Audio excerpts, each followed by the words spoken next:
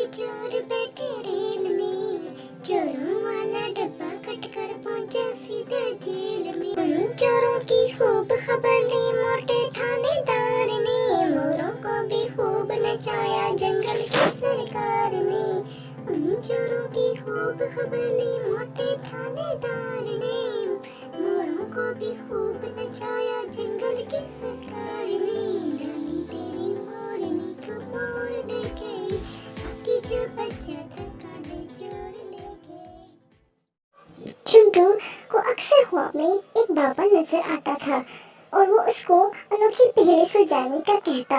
अब की बार जो उसने पहेली बताई वो बहुत ही अनोखी थी। वो कुछ इस तरह थी, मैं उठता हूँ लेकिन मेरे पर नहीं, मैं रोता हूँ लेकिन मेरी आंखें नहीं, मैं रोशनी का कातिल हूँ, क्या हूँ मैं।